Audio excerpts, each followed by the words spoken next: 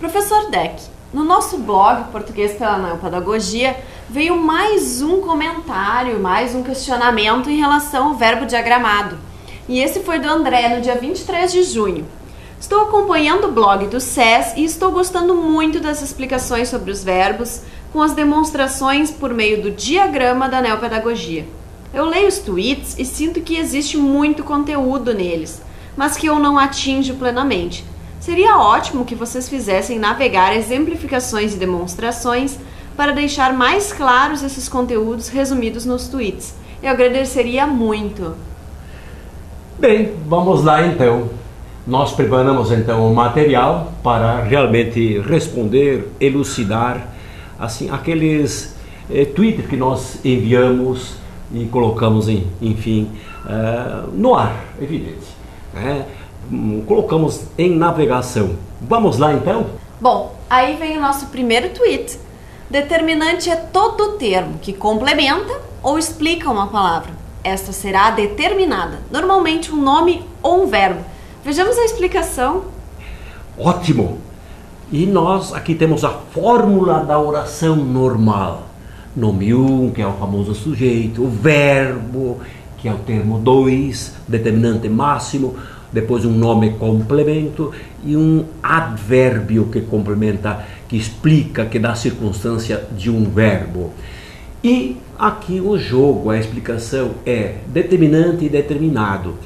Na extremidade cega de qualquer seta está o determinante e na ponta o determinado. Determinante acessório determinado. Determinante máximo verbo e determinado nome 1.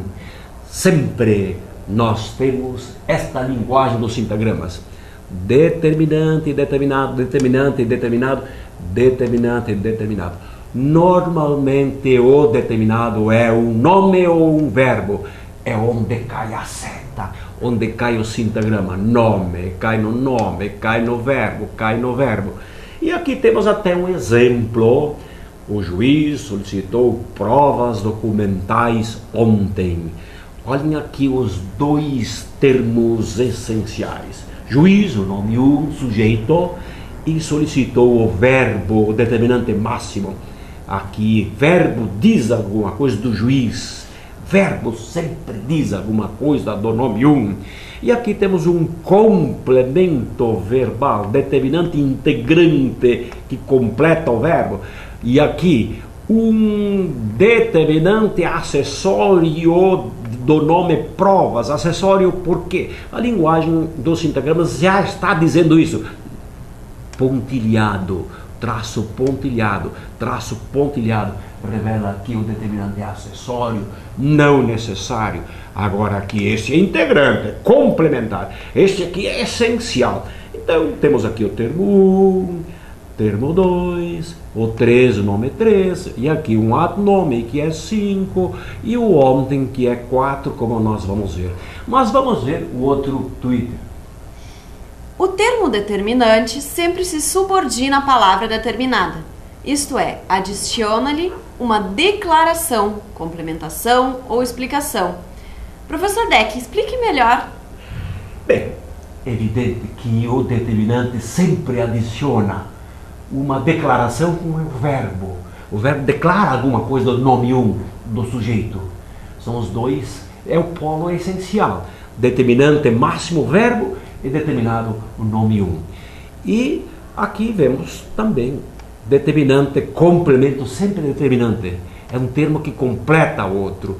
E o advérbio também é determinante, acrescenta, injeta algum significado aqui. Nos exemplos aparece claramente aqui. Olha o sintagrama essencial, que sempre nasce no verbo e cai no nome 1. E aqui, circunstância de tempo, sintagrama pontilhado, é acessório. Porque eu podia parar aqui, o jogador veio.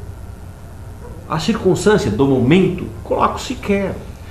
Os jogadores vieram cedo. Vejam bem, aqui há até uma concordância, porque o determinante, se for necessário, ele concorda com o nome 1. Concorda com o nome. Aliás, o nome é o único comandante de qualquer concordância.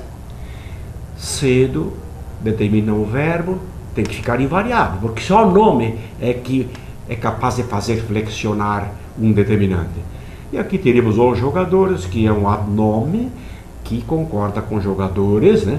Enfim, determinante e determinado. O termo determinante sempre se subordina, é claro, ele está a serviço do determinado, está a serviço do determinado, dizendo alguma coisa, dizendo o momento, aqui, assim, declarando o que os jogadores fizeram, está a serviço. O verbo é o declarante máximo, determinante máximo. Vamos ver outros. E o nosso tweet número 3 diz: identificar a relação dos polos determinante e determinado é realizar estudo sintático. Trata-se de uma neopedagogia da gramática. Vamos ver por quê. Vejam bem, nossa intenção é explicar o verbo, mas o verbo sempre está inserido num contexto, e ele desempenha uma função, ele é líder dentro de uma oração. Então temos que partir disto tudo. Identificar a relação dos polos determinante e determinado é realizar estudo sintático. Trata-se de uma neopedagogia da gramática. Alguns olham, mas esses riscos aí, vou entender tudo isso? De tanto usar, vocês passam a entender a linguagem dos sintagramas e a partir dali o negócio anda com uma velocidade estupenda. Aqui, aquele que domina o sintagrama está vendo que eles estão dizendo que esse aqui é o verbo que diz tudo do nome 1, que esse 2 é adnome de livros, é um adjunto adnominal, adnome da ideia de número. Aqui caíram, aqui faltou o acento, tantas vezes pedi que colocasse esse acento, né? Mas aqui caíram, indica onde, a circunstância de lugar, onde caíram.